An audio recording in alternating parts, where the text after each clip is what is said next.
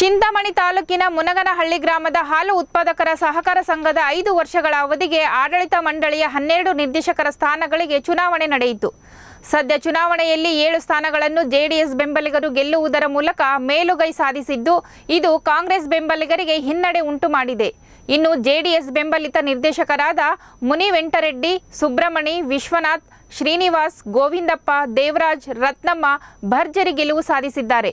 ಅದೇ ರೀತಿ ಕಾಂಗ್ರೆಸ್ ಪಕ್ಷದ ಬೆಂಬಲಿಗರಾದ ರವೀಂದ್ರ, ಮಂಜುನಾಥ್, ಮುನಿ ಆಂಜನಪ್ಪ, ವೆಂಕಟೇಶ್, ಸರಸ್ವತಮ್ಮ ಗೆದ್ದಿದ್ದಾರೆ. ಸಹಕಾರ ಸಂಘ ನಿಯಮಿತ ಮುನಗನಹಳ್ಳಿ ಚಿಂತಾಮಣಿ ತಾಲೂಕು ಇದಕ್ಕೆ ದಿನಾಂಕ 28/1/2024 ಚುನಾವಣೆ ನಡೆದು ಈ ಕೆಳಕಂಡ ಅಭ್ಯರ್ಥಿಗಳು ನಾನು ಹೇಳ್ತೇನೆ ಹೆಸರು ಅವರು ಮುಂದಿನ 5 ವರ್ಷಗಳಲ್ಲಿ ಅವಧಿಗೆ ಆಯ್ಕೆಯಾಗಿದ್ದಾರೆ ಎಂದು ತಿಳಿಸ್ತಾ ಇದ್ದೀನಿ.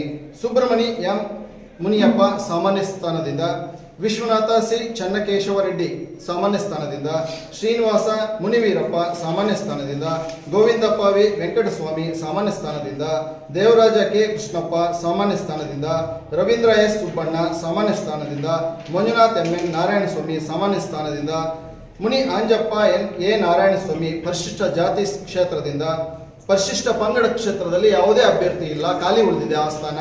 ವೆಂಕಟೇಶ ಎನ್ ನಾರಾಯಣಸ್ವಾಮಿ ಹಿಂದುಳಿದ ವರ್ಗ ಎ ಸ್ಥಾನದಿಂದ, ಮುನಿ ವೆಂಕಟರೆಡ್ಡಿ ಎಲ್ ಲಕ್ಷ್ಮಣ್ ರೆಡ್ಡಿ ಎಂಸಿ ಹಿಂದುಳಿದ ವರ್ಗ ಬಿ ಕ್ಷೇತ್ರದಿಂದ, ಸರಸ್ವತಮ್ಮ ರಾಮಕೃಷ್ಣಪ್ಪ ಮಹಿಳಾ ಮೀಸಲು ಕ್ಷೇತ್ರದಿಂದ, ರತ್ನಮ್ಮ ಮುನಿ ನಾರಾಯಣಪ್ಪ ಮಹಿಳಾ ಕ್ಷೇತ್ರದಿಂದ ಮುಂದಿನ 5 ವರ್ಷಗಳ ಅವಧಿಗೆ ಆಯ್ಕೆಯಾಗಿದ್ದಾರೆ ಎಂದು ಈ ಮೂಲಕ ತಿಳಿಸಿದೆ.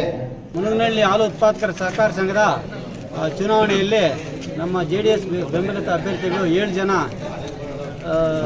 ವಿಜಯಶಾಲಿಗಳಾಗಿದ್ದೀವಿ. ಇನ್ನೂ 2 ಸ್ಥಾನ ಬರಬೇಕಾಗಿತ್ತು. ದುರಾದೃಷ್ಟ 1 ಸೀಟು 1 ಓಟು 3 ಓಟಲ್ಲಿ ಇನ್ನೂ 3 ಸೀಟು ಹೋಗಿದೆ.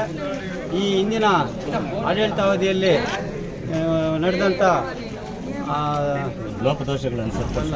ಹಿಂದೆ ನಡೆದಂಥ ಅವ್ಯವಹಾರ ಮಾಡಿದ್ದಕ್ಕೆ ಅವರ ಪೂರ್ತಿ ಕಾಂಗ್ರೆಸ್ ಪಕ್ಷದ ಬಣವನ್ನು ಧೂಳಿಪಾಠ ಮಾಡಿ ಇವತ್ತು ನಮ್ಮನ್ನು ಜೈಬೇರಿಗಳಾಗಿ ಮಾಡಿದಂಥ ನಮ್ಮ ಗ್ರಾಮಸ್ಥರಿಗೂ ಹಾಗೂ ಹಾಲು ಉತ್ಪಾದಕರ ಸಹಕಾರ ಸಂಘದ ಎಲ್ಲ ಷೇರುದಾರರಿಗೂ ಹಾಗೂ ಪರೋಕ್ಷವಾಗಿ ನಮ್ಮನ್ನು ಬೆಂಬಲಿಸಿದ ಎಲ್ಲ ಗ್ರಾಮದ ನಮ್ಮ ಹಿತೈಷಿಗಳಿಗೂ ಈ ಸಂದರ್ಭದಲ್ಲಿ ವಿಶೇಷವಾದ ಧನ್ಯವಾದಗಳನ್ನು ನಿಮ್ಮ ಪತ್ರಿಕಾಗೋಷ್ಠಿ ಮುಖಾಂತರ ತಿಳಿಸ್ತಾರೆ.